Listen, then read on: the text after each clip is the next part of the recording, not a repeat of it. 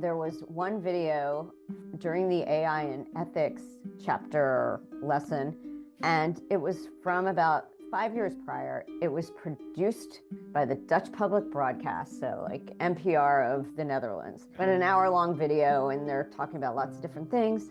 Get towards the end, and I'm kind of watching it, and they start talking about the New York City subway, and it's talking about data and data privacy and things like that, and how data is used in building language models. I'm watching this, and I'm all of a sudden like, wait, and I have to pause the video, and I can send you a screenshot of this. I found myself on the train in this video, which is why I gave you the setup of big class, optional video produced in Europe a few years earlier. And so, my whole thing is that AI? I am 100% certain it is me. I can recognize like what I'm wearing. It is the craziest thing, and really had me freaked out for a number of weeks. It's like, am I living in the sim? Was that my lotto ticket of the odds? In a corporate world where all employees have great leaders with no egos that create fun cultures where people can do their best work, the employees and companies thrive while doing great things for the customers, themselves, and each other. Well, we know that rarely happens. I'm Jeff Palacio. I have been a leader for over 40 years for every t-shirt size company, from small 16 employees to extra large over 1 million. Please join me while I interview outstanding leaders that will share stories of great leadership and not so great. It will help you become a better leader while poking fun about all the crazy shit that happens in corporate America. Hi, I'm Joe Deshawn, and welcome to the Corporate Couch with Jeff Palacio. Today's episode is brought to you by Palacio and Partners, providing turnkey podcast creation, hosting, production, promotion, and related creative resources for you and your business. Today, Jeff is interviewing Marci Weisler. Marci is a senior advisor at Oaklands, De Silva and Phillips, a global investment bank specializing in media, tech, and marketing, where she advises startups on strategy and growth. Marci has transformed both emerging and incumbent businesses by offering fresh perspective, understanding how data and emerging technologies such as AI can be applied to it to unlock revenue streams, upend existing models, and grow customer bases at both startups and brands including T-Mobile, Kellogg's, Time Out, and Vengo. Marci passionately supports female founders and women-led businesses as the co-founder of SWSI Media, which stands for Smart Women, Smart Ideas. You can learn more about Marci at oaklands.com. Let's listen as Jeff talks to Marci. Marci, welcome to the Corporate Couch today. Thanks so much for having me, Jeff. Yeah, very excited. Geez, Heidi Lehman, our mutual friend, you've known her a lot longer than I have, but Heidi and I met back in May through my junior high and high school friend, Lisa Syme. And yeah, she's introduced me to you and a lot of other great female founders, entrepreneurs, tech superstars. So yeah, very excited to talk to you. Well, likewise, and Heidi is full of great introductions, and she and I go way back to the early days of mobile, and she has been a colleague, a friend, and a co-founder. And she has said you're a huge connector, and has said that everyone you have introduced Heidi to is an amazing person. So I felt honored she introduced me to you. So thank. Well, great. Vice versa. She and I have a kind of mutual admiration society, and we are similar in that we connect people, but in a very thoughtful way. Sure, absolutely. Yeah, I think it's a great big world, but it's a small world in terms of when you connect people, and there are no coincidences. So I love that. So So Marci, you're out there and you've been high profile jobs, and even though people that know you fairly well, what one thing would surprise them about you? I think one thing that would surprise people that I'm willing to share is a lot of people don't know early in my career, two things very early in my career. One, I spent a year living in Colorado and skiing because why not? And Love ski, that. you know, and wouldn't trade it for anything. And went for the skiing, stayed for the summer. But the other thing is that I actually spent a couple years recruiting investment bankers as one of my first jobs, totally by accident and not intentional, but it was a very interesting learning experience. Where'd you grow up, Marcy, and what was fun for you growing up? What you love doing? So I grew up in the New York suburbs, and so had a very, I'd say stereotypical suburban upbringing. Outside the city, came into the city a lot for different events and things like that, sporting events, cultural events. Um, and but there's not much to tell, you know, nothing. I will say for myself, I had a very standard suburban upbringing. It was, you know, played a lot of tennis, like did well in school, but I was very ready to get out and explore the world by the time I was done there. So you know, shout out, a lot of family still in those verbs, like it out there, but I was looking to, there's an element of homogeneity when Mm, you're in a suburb typically, and I yeah. was very excited to go out and meet people from different backgrounds and with different interests and be exposed and learn a lot more than Yeah. was there.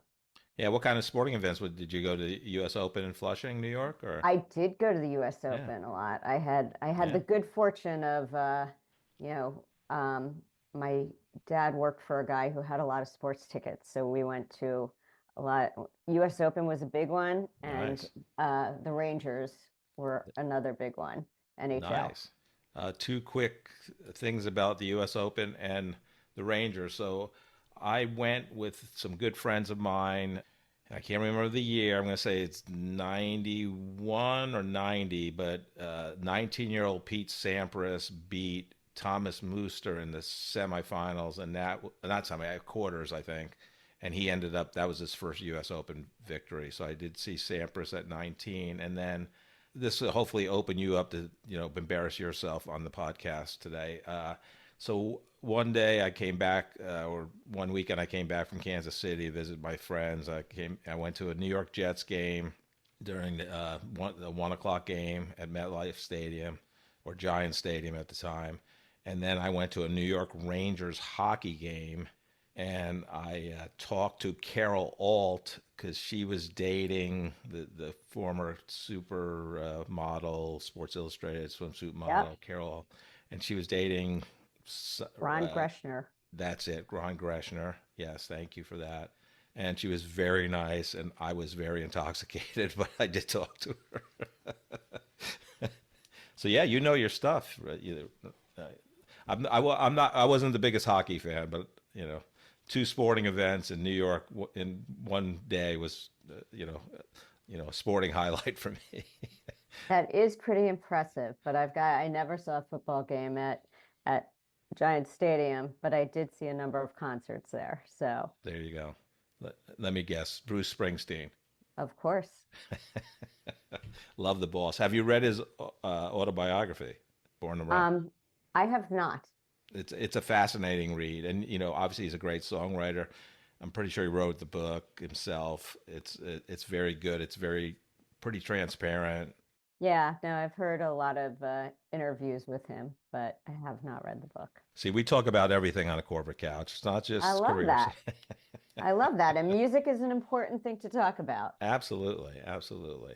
Well, uh, there's not the same appreciation for Bruce Springsteen in the Midwest. I mean, he has definitely followers. He comes to Kansas City to play, but he just back east. It's just Well, he and New was, Jersey. yeah, that's right.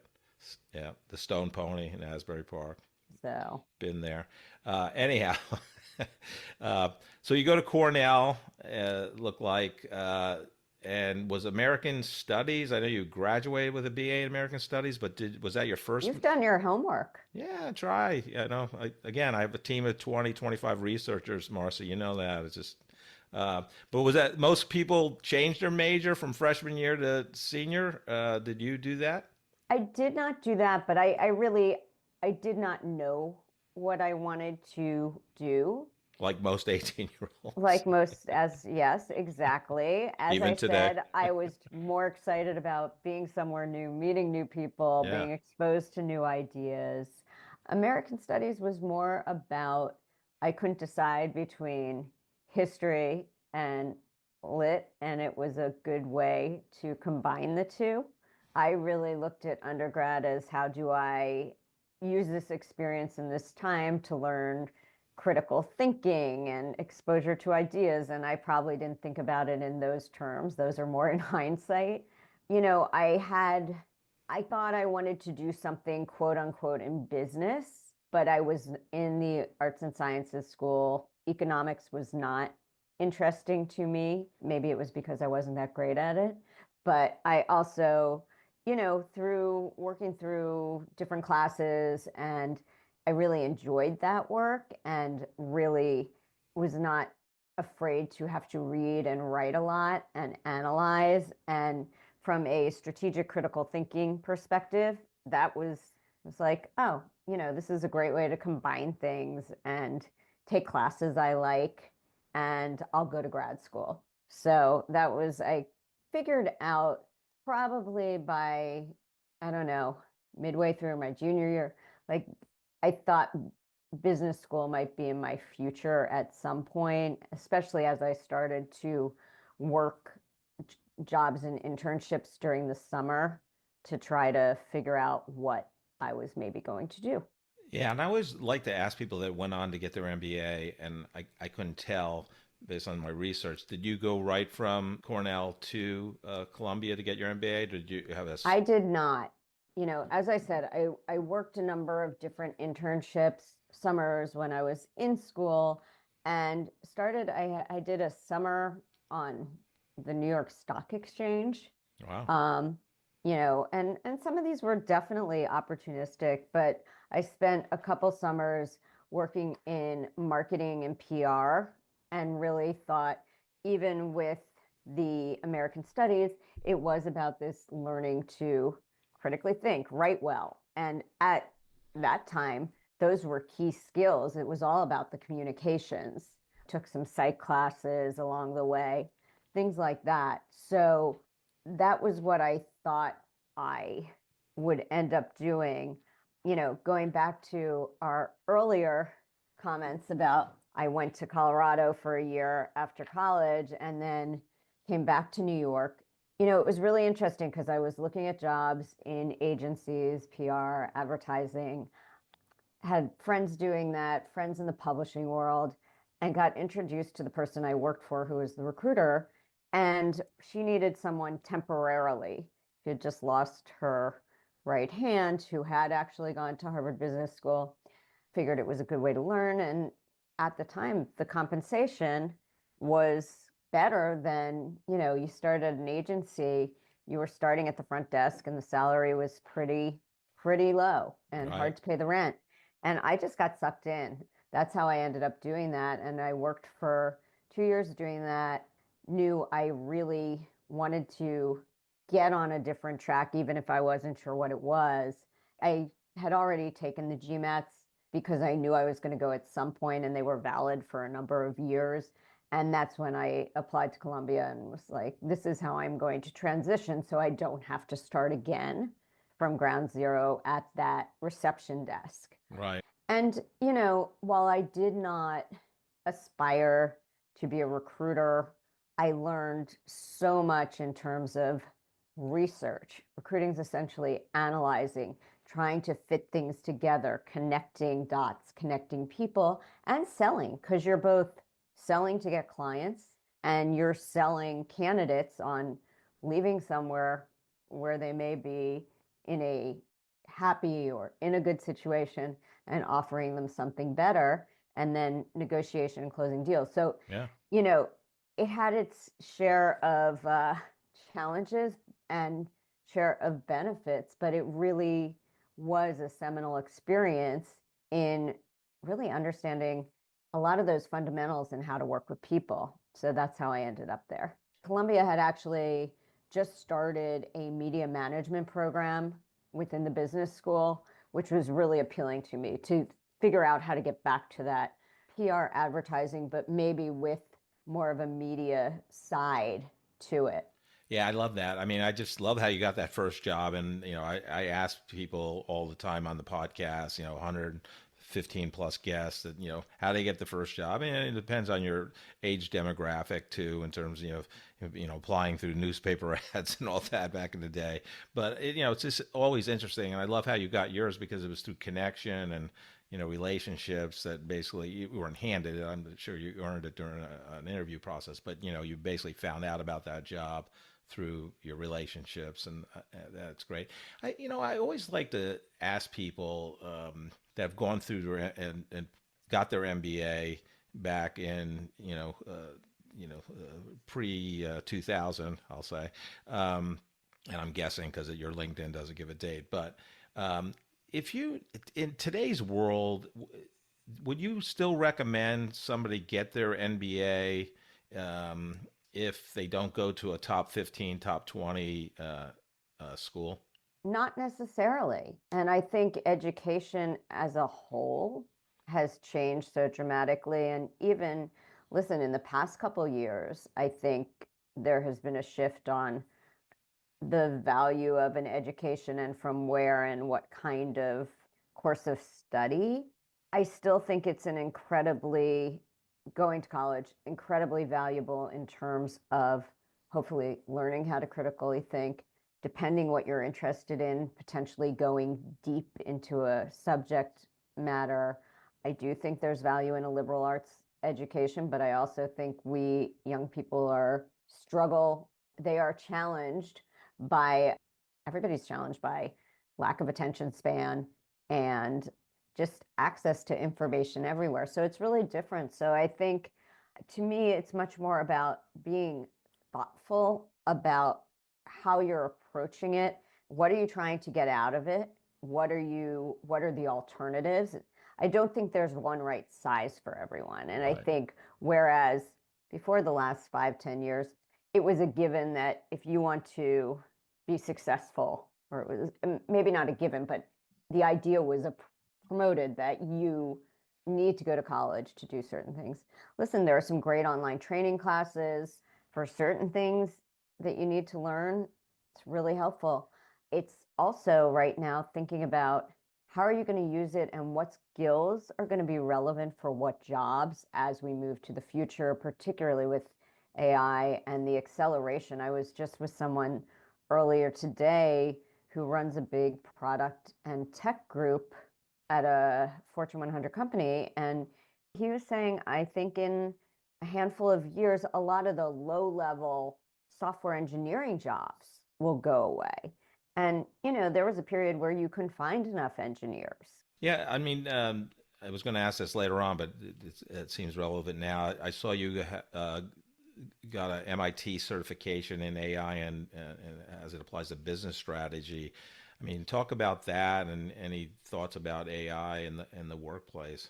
Sure. So I have been following AI and different automation over the last few years and because I'm all about the impact of emerging technology. How do you commercialize it? So it's been really interesting to me, and I really wanted to get some foundational knowledge. I got a certification in AI and business strategy, a couple interesting things, and then a really interesting story that I think you'll appreciate.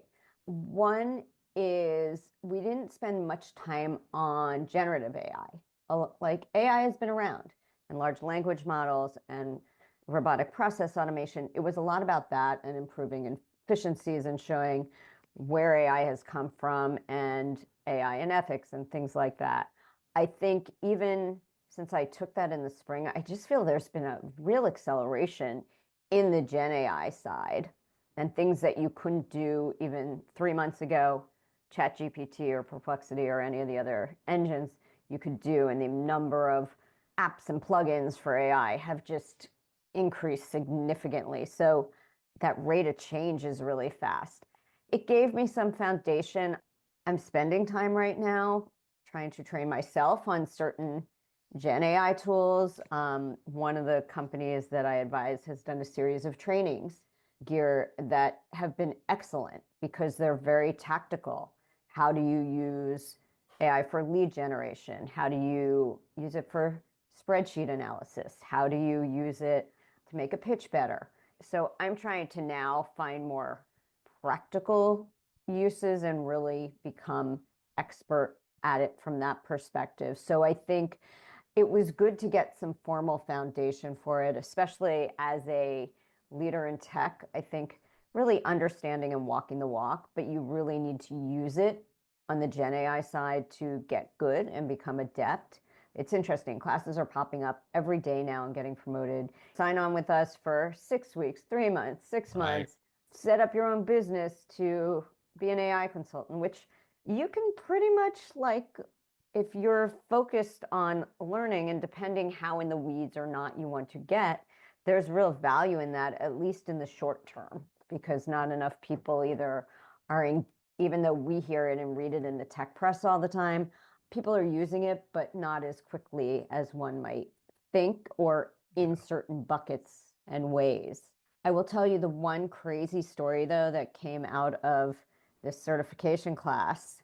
This class was a large, hundreds of people, globally attended, asynchronous videos, lots of videos from the professors talking about things or interviewing people and doing casework around how do businesses actually apply this. And then supplemental reading and videos. There was one video during the AI and ethics chapter lesson, and it was from about 5 years prior. It was produced by the Dutch public broadcast, so like NPR of the Netherlands. Right. But an hour-long video, and they're talking about lots of different things.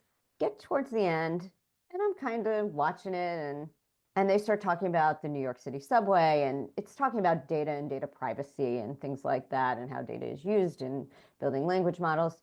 I'm watching this, and I'm all of a sudden like, wait, and I have to pause the video, and I can send you a screenshot of this.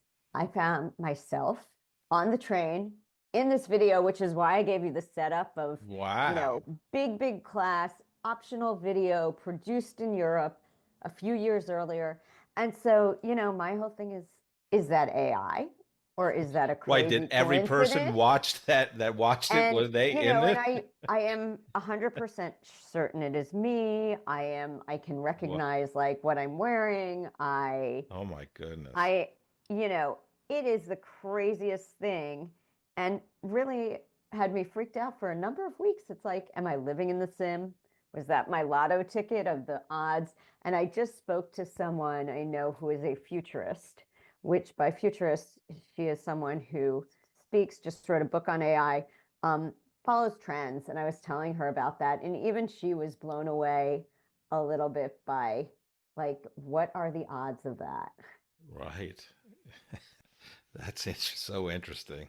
So interesting. So, Marcy, did you have like a career? I mean, a kind of career strategy? Because we talked about before we press record.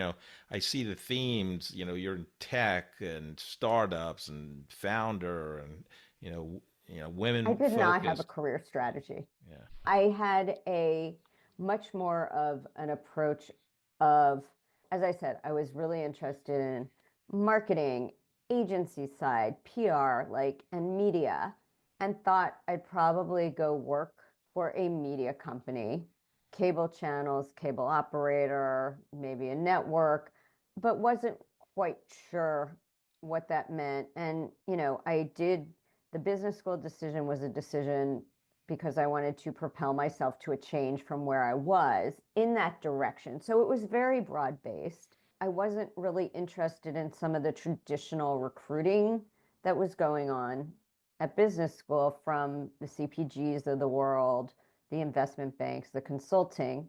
In hindsight, probably would have been a great 2 to 3 years to spend early career to get those disciplines. But I went to find my own job, and I ended up coming out of there. I had spent the summer between the 2 years in an internship program at Showtime, which is part of Viacom. And it was great because it was a formalized program where they rotated the participants, very selective, and then they rotated you through different disciplines from production side, market. It was mostly marketing oriented, Yeah. but really got to see how that worked. And I ended up, when I came out, I was able to secure a job working for a cable operator as their marketing analyst. Was not one of these bigger jobs that are standard jobs that a lot of people coming out of business school get. And it was on the company itself was on the smaller side at the time. I didn't really think of it as a startup. Like, they owned a number of cable systems in second tier suburbia throughout the country. I worked for the CMO, who was one of my all-time best bosses, mentors, and sadly she passed a few years ago, and I still was in touch with her up until then, but really got exposed to and learned a lot because I had someone who brought me in on everything, because it was a small enough company, almost like that rotating internship. I was the analyst. I was dealing with a lot of the new data that was available, that in more of a real-time digital way that hadn't been there, but also exposed to the creative side, the operational side. So it was serendipitous. I mean, I didn't say I want to go work for a cable operator. I was Right. just I got introduced to them. I can't even remember at this point through whom, but I was really looking and trying to find a job, didn't want to go to an agency, and that worked. It wasn't a long tenure, but it was really formative. Yeah, I love that. I was honored to interview on this podcast one of the biggest influences in my professional career, Seth Godin. But Seth went to Stanford for his MBA, and just like you, Marcy, he kind of took a different path. He went to go work for Spinnaker Software as a product brand manager, and it was crazy. He graduated in the 85, 86 timeframe from Stanford, and they were like the top 200 advertisers in the US. So he had $1 million Wow. budget, which today, in today's dollars, is a $20 million budget, give or take, in the 2024, comparison, with Which inflation. is still kind of small for a lot of companies in today's Right, dollars. right. But for 25-ish-year-old to have a Yeah, $20 million, that's but I mean pretty, yeah. that's pretty good. I know. So you kind of did the same thing, he said, my friends were going to investment banking and all these, big companies with, the big four PwCs and all Yeah. that good stuff. But very interesting. Did you ever end up working for an ad agency? I'm just curious. I did. I spent one summer working for a big PR agency Okay. called Burson Marsteller, and Yeah. one for a boutique agency that did movie publicity. And it seemed like kind of when you hit the executive ranks, you kind of was honing your business development skills. So talk about that transition and Yeah. what you learned there. Again, it wasn't an intentional, I want to go into business development, but what happened, so I was at this cable operator, and about a year in, I got a call from a recruiter, and there was a digital service that was looking for someone to deal with TV networks. And because I was at the cable operator and dealing with the networks, it was the new digital platform. The web was just really getting going. That was when I started to really embrace new technology. And even while I was at the cable operator, I was trying to get everybody using email, and I was experimenting with tools and data. So this became a really great opportunity. And the boss I mentioned, who was the mentor, I didn't want to leave her. And I was able, but this was a great opportunity for me. And, one of those things you're like, wow, this is really, I want to do this. And what's interesting is she supported me and encouraged me. They thought they were actually going to sell that company very shortly from when I was potentially leaving. They ended up not selling for a number of years. They did ultimately, they grew and then they sold, but it got me to start working with the TV networks, which became a very much a marketing driven business development initiative, and especially like how do companies like HBO figure out how do they bring their content online? The company itself was kind of a shit show. And within a year and a half, I think I survived 3 layoffs and had 3 or 4 very different jobs. So I went in to do this work with the TV networks, ended up doing entertainment business development, did a lot of early ad strategy. How do you monetize this in digital? So it was very much early digital ads. So that was like, didn't realize how formative and critical it was, but how do you monetize this stuff beyond subscriptions? And ended up running a line of business that was their travel section for a number of reasons, including those multiple layoffs. It was not the leader in the field, but it was great learning. And I was promised at the time it was a reverse commute up to Westchester from New York City. Oh, yeah. But they had the office in Soho. That promise of working locally in the city didn't really come to fruition. It was like I could count on my 2 hands how many times. Right. And I was like, enough of this. I can't do this. Right, but right. I learned a lot. I got to, that's where, for me, I think probably that's how I ended up to a startup point of view, because I got to do all these different things very early without being pigeonholed. And actually, we were at a trade show when I was at that company, and I came across a startup. And this was when I first was starting to see startups that was doing really innovative stuff, delivering content to the computer over the air. And you'd get an alert that some sort of CNN alert, or that you had an email and reminding you to go online, because we weren't, as you recall, we weren't online 24/7. Right. You wanted to answer emails immediately because, there wasn't that many. and I chased that company for about 6 months to run their business development. And I'm like, you need to do deals with all these different, content companies and email companies. And I've done all this, and I'm your person to do it. And, really worked with this amazing team that kind of gave me the bug for working with startups. And I will say that company, looking back now as I evaluate, so I went over to this company and that's when I went and did a series of startups from there. I love the day-to-day of it. And I was able to do a lot of things, accomplish a lot. But I also, startups have become so glamorized over the last bunch of years. Back when I started doing it, it wasn't really glamorized, and there wasn't a lot out there about unicorns. I don't think the word had been coined. Right. And even today, there's much more talk about the small percentage of companies that are super successful or fail spectacularly. But it's the 97% in between those where you work your ass off. A lot of them aren't successful, or if they're successful, it is not at the order of magnitude that people think all startups are. Right. And it's really hard. With that company and a few of the others I went to, I liked, as I said, the emerging technology. How do you commercialize it? How are people going to use it? I realized back then I was attracted to technologies that were a little ahead of the market. And you really need to not only have a great idea, you need to have a product market fit in order to survive to the point where you can grow and scale. Are you drowning in boring corporate communications? Palacio and Partners is here to rescue you.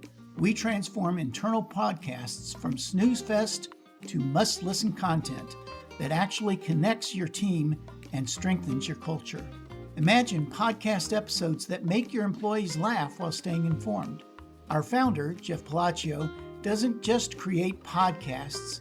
He creates conversations that break through the noise. Whether you're a growing startup or a massive corporation, we turn your company's story into audio gold. Leadership becomes human. Remote teams feel connected. Your message cuts through the clutter.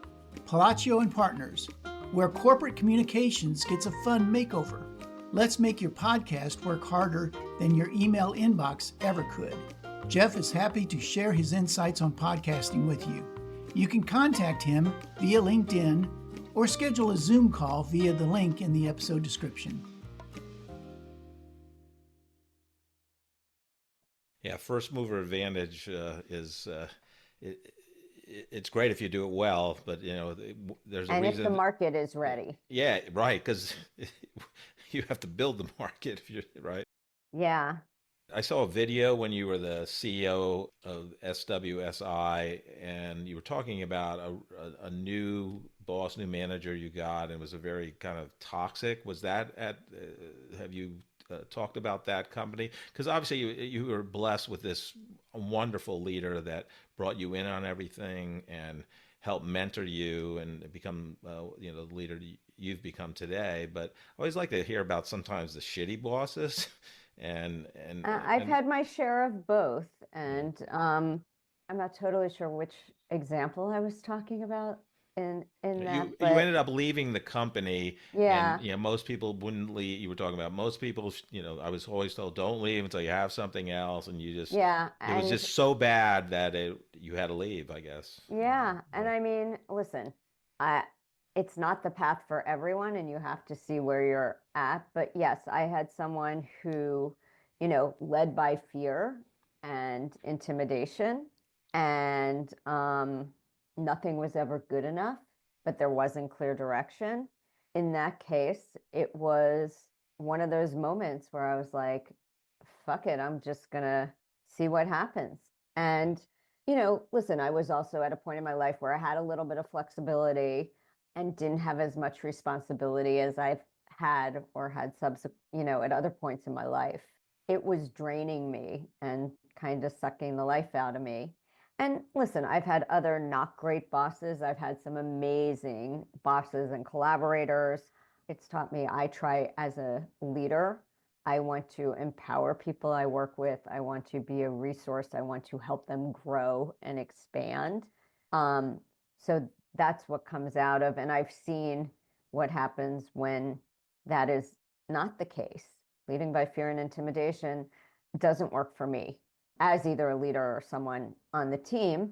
You're going to encounter it in certain places. And listen, I think there are companies notorious in the startup and digital side where there are big founder personalities, a lot of expectations.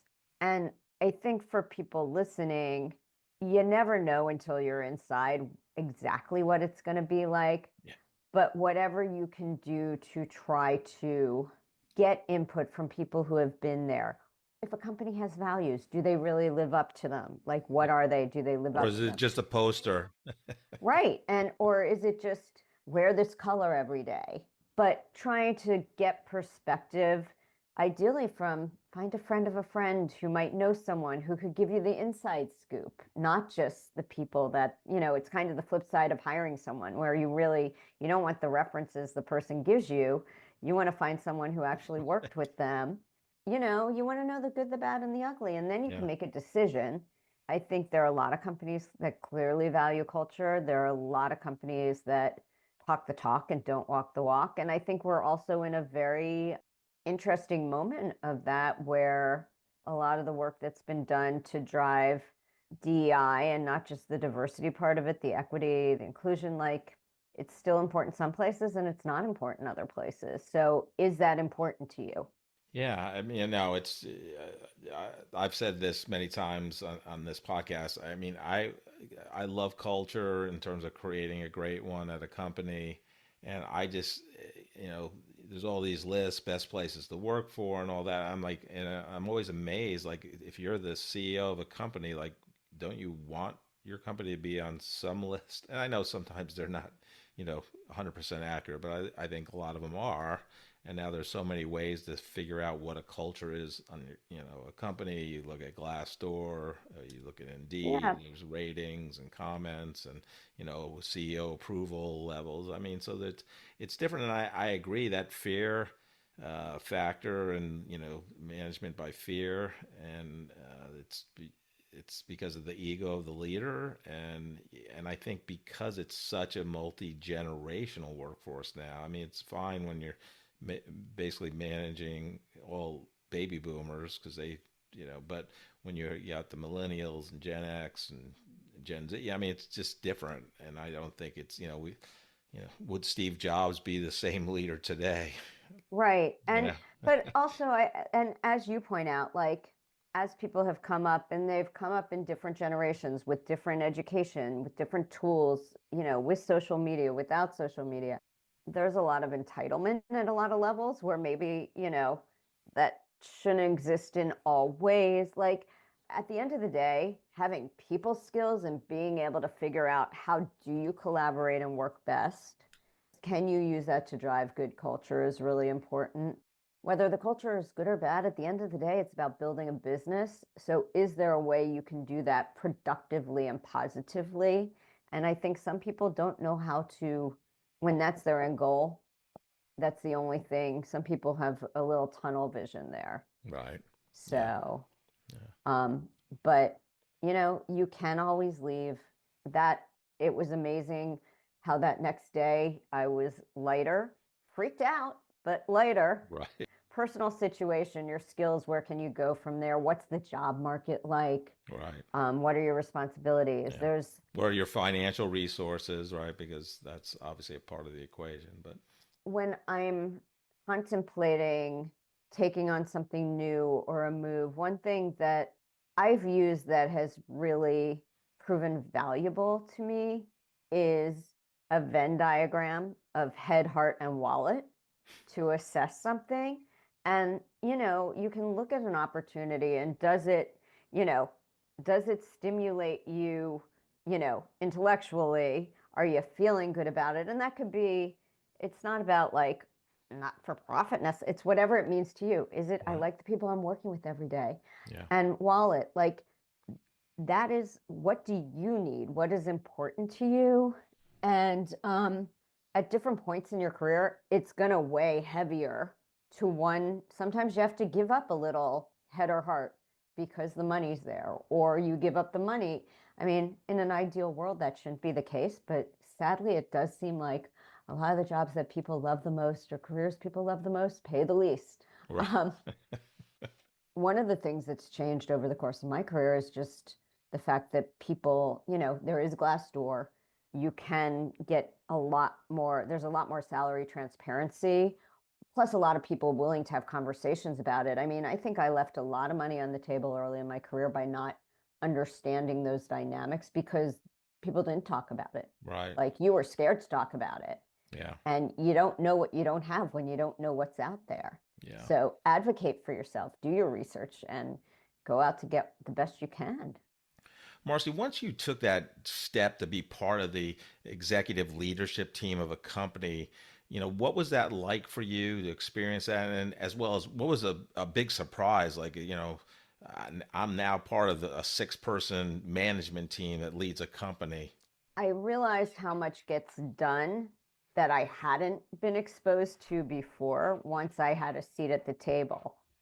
I realized how important having a seat at the table or even having a seat at the head of the table was for me to be able to contribute to what direction is the company going in, especially as part of startups where growth is critical and all the pieces have to fit together, but there are also a lot of trade-offs. I realized a lot about myself that I'm super strategic, but I know how to put things in action. So how can that play and work?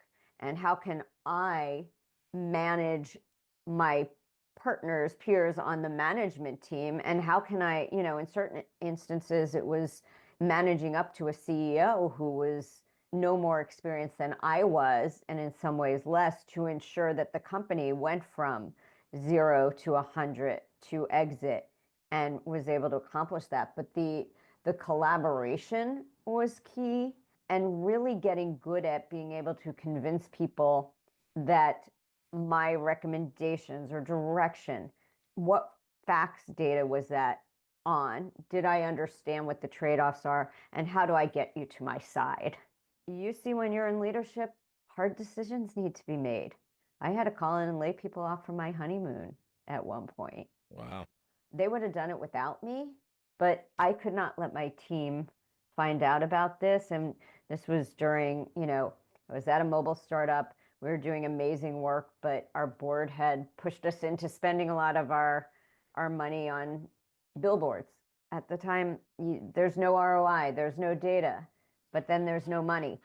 And, so, I do think that I very much got there and was like, I want to be here. I want to have a say in what's going on.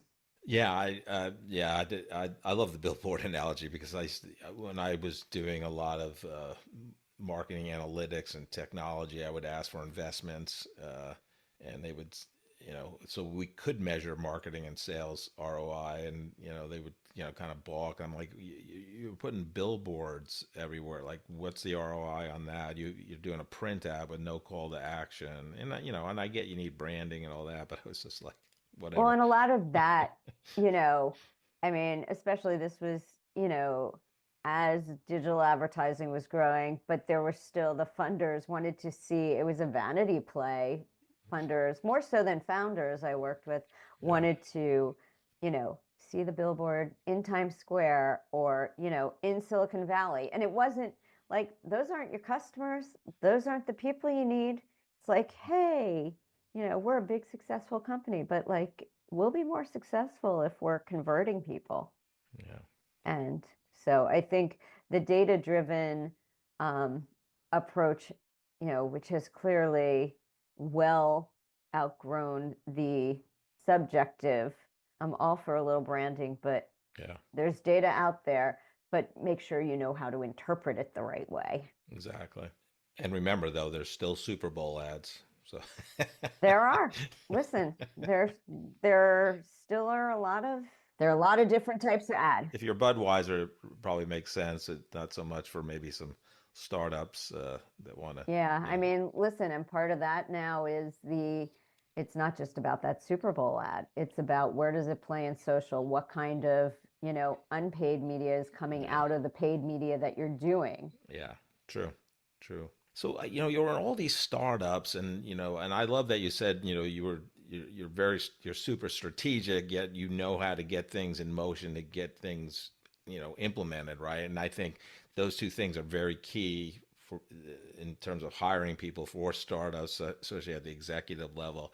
I'm just so curious, with the last 3 or 4 years, you went to T-Mobile. So, obviously T-Mobile, one of the, big, wireless companies in the world. What was your decision-making process for that? Well, prior to that, I'd worked at startups. I had also worked at mid-sized companies. I launched digital for Time Out in North America, which was pretty significant. And I had done consulting over the years and some project-based work for companies like Kellogg's. And throughout my career at some of these smaller companies, some of these startups, I had worked a lot with big companies, whether those were telecom or media companies or advertisers and brands. And I had gotten very good and was very successful at, even as a small fry, getting deals done, but I still didn't know or understand totally how things worked on the inside. And opportunity popped up, and again, back to connections and someone I had worked with in early mobile, because I did a lot of early mobile work that we haven't even talked about, but launched some of the first apps on phones. And someone I knew from that period had ended up at T-Mobile, and it was an entrepreneurial group that was not quite within the core suite of mobile phone service. It was monetizing what happens when you have a handset, so installing apps, media products on apps. She reached out and offered me an opportunity to come run a portfolio of business, of suite of media products that were going back to my mobile roots, which was really exciting. I had been at a digital out-of-home company, which was doing advertising in a lot of places inside, like gyms, that was challenging during COVID because nobody was in these places. And as much as I had really become adept and really skilled at growing startups, I wanted to see what the other side was like, and had the opportunity to grow and run a business that was kind of a startup within that was already going, but scaling within a large company, running a business that was order of magnitudes larger than a number of the companies and business lines I had run. So it was, and to work with people I knew, trusted, and knew were smart and driven to accomplish something. I think it was a unique opportunity that came to me, and I was really excited to really challenge and stretch myself and not only grow this business, but learn how to work inside the belly of the beast in the matrixed organization. Yeah, very interesting. So was the speed of work pace what you were used to, or was it a little slower because it was part of the mothership, even though it was kind of the entrepreneur play within the mothership? Oh, there were some challenges with speed, at least for me. But really, one of the things that comes out of that was understanding why do some of those decisions take so long?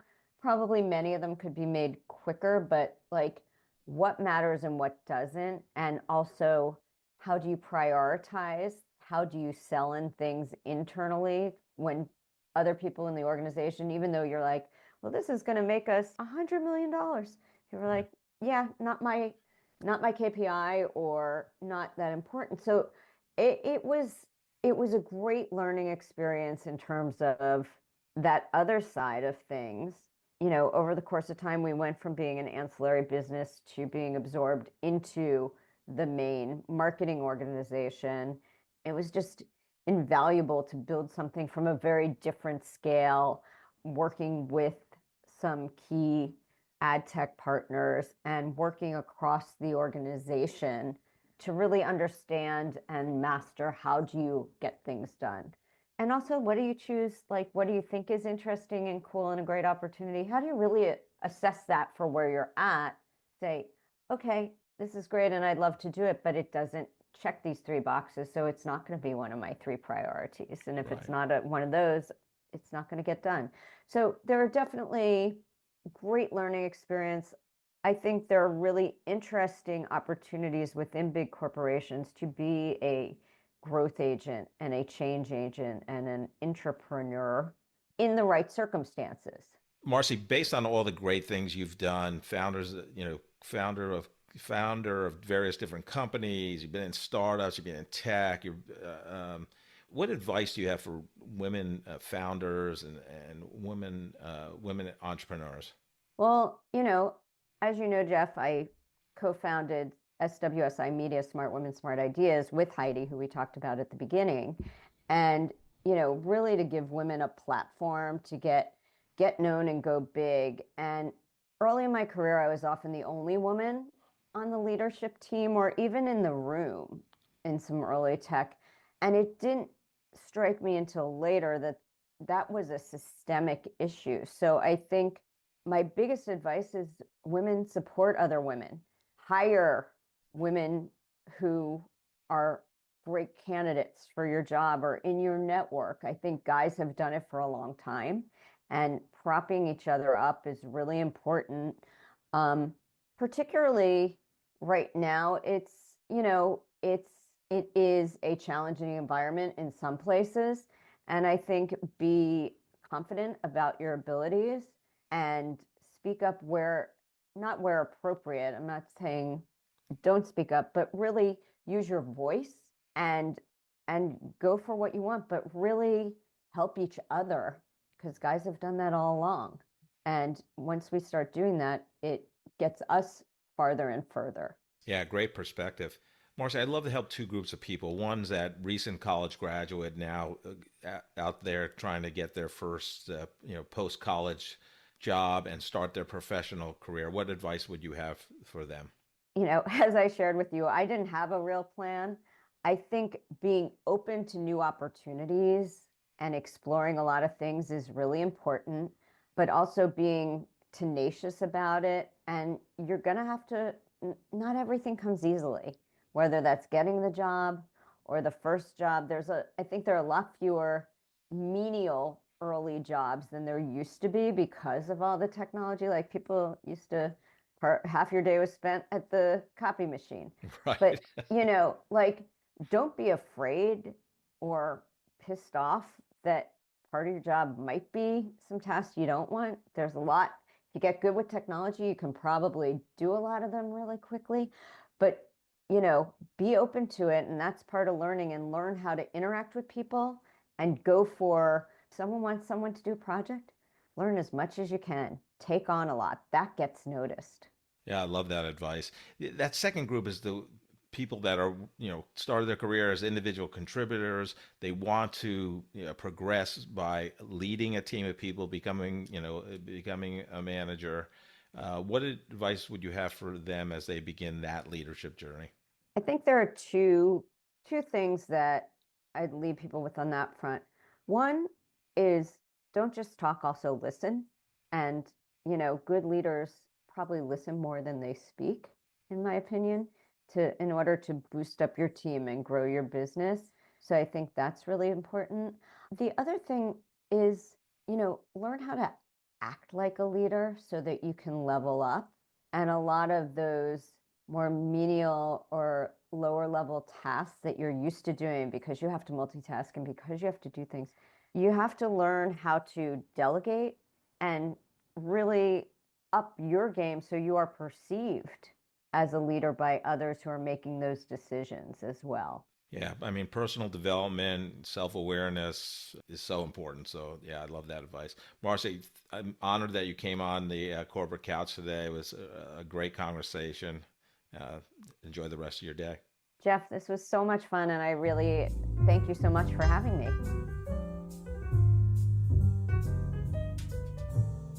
It was fantastic to talk to Marci today. I just love her career, and constant theme with all these guests on the Corporate Couch. No idea what you want to do in college. She has a degree in American Studies, but then she becomes this tech, startup, commercializing emerging technologies. I asked her if she had a career strategy. No idea.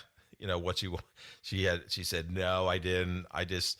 She was drawn to things that interested her. So that's a fairly common theme with our guests. And we really haven't talked about shitty bosses in a while, but her story about her bad boss experience who led by fear and intimidation. Fear and intimidation. What a legacy to leave behind. Crappy communicator. And, she goes, I just said, fuck it. Yeah. This person was draining my energy. I was exhausted at the end of the day, sucking the life out of her. And the next day after she quit, she felt, freaked out, but she felt relieved. She was lighter. And then she had that Venn diagram she talked about on looking at different jobs, which I really like. So it was a three circle Venn diagram where it was heart, head, and wallet. And you had to kind of combine those things about, in terms of looking at jobs and getting other jobs. Yeah, and it's the balance between the three of them. And the other thing, especially in this job market where people are looking for jobs and having a hard time finding them, she talked about, and I talk about this all the time to job seekers, you don't know everything about a company, and especially your person you're going to work for, until you get inside. And that's what her words were. And I totally agree, because if you're talking to the hiring manager during the interview process and you're not getting good vibes, it's a big red flag. And everybody has bad days, but look, if you're trying to attract somebody to be on your team, you should be getting the best of that person has to offer. And if you're not, it's, again, you give people grace, but I'm telling you, it's, even when you talk to that person that you're going to work for, it could, during the interview process, you're spending, maybe 2 hours with that person, maybe, could be more depending on the level, but you're still not going to know everything about that person until you start. Yeah, I just thought it was interesting, and just a great career, and her support of women entrepreneurs and women in tech. And she's had a fantastic career. She went through that MIT certification course, has a MBA from Columbia. So just a fantastic person. Joe, what'd you take out of the conversation with Marci? The whole concept of bad bosses is an interesting study, because I've certainly had my share of bad bosses. And it's interesting that you talk about the impression that you get of the boss during the interview, because I'm thinking of one bad boss that I had, probably the worst that I ever had. And the interview process, he came across very favorable. He was very soft-spoken, very polite, very cordial and everything. And I came across thinking, wow, this is a guy that I would like to be friends with. Second day on the job, I discovered, oh my gosh, this guy is Satan personified. He really is. Talk about the fear and intimidation that he ruled with. He did. And he lasted about 1.5 years and then got fired, and I ended up taking his job, which was kind of my story. I didn't have to quit out from underneath any of my bad bosses. They got fired out from under me in almost every case. So it was very interesting to hear her talk about that. She had another part of the conversation that you two went down, and that was about an MBA and whether or not you give advice to students that whether or not they should pursue an MBA. And my advice on that now is different than what it was 10, 15 years ago, because 10, 15 years ago, I would have said not only yes, but I would have said heck yes. And now I'm a little more mellowed with it, because it really depends on the individual circumstance. And I'll give you an example from my personal life. Was I went to get an MBA mainly because my bachelor's degree was in music. And I was in marketing, and I was in IT, and I was in finance with a bachelor's degree in music. And I would go to meetings and people would throw around words that I didn't understand, like equity and debit and credit and things like that. I honestly did not understand what those words were, because you don't study those in music theory classes. So I ended up getting an MBA mainly for myself, because I needed it for my own personal justification of the job that I had. But a lot of people aren't going to be in that circumstance. And so yeah, and there's just so many ways to learn. There's so many now, different ways. Yeah. Right. And it's not all classroom work. And I got my MBA right at the very, very beginning of the internet. So there weren't there weren't online classes, there weren't virtual classrooms. Right. Yes, that's Zoom. The thing. There's so many ways to learn now. And so when we didn't even have the internet, we didn't have Google to use in research or anything. We were researching with card catalogs and stuff. So it was a very interesting interview. Yeah, and the other thing about bad bosses, I wanted to add, because you said this also, and I totally agree, you really need to dig into that person you're going to work for, like connections of that person that are mutual connections with you, and just find out about, the inside story. And so I thought it was just great advice. And speaking of great advice, Joe, what leadership advice would you have for our listening audience today? Today we are going to go to that great philosopher named Stephen Wright, who one time said this. He said, "To steal ideas from one person is plagiarism. To steal ideas from many people is research." Thank you so much for listening to this episode of The Corporate Couch. If you enjoy the podcast, I would love for you to take 2 minutes out of your day to rate us 5 stars and write a review. Please join me next week to learn from another great leader sharing their professional journey and insights.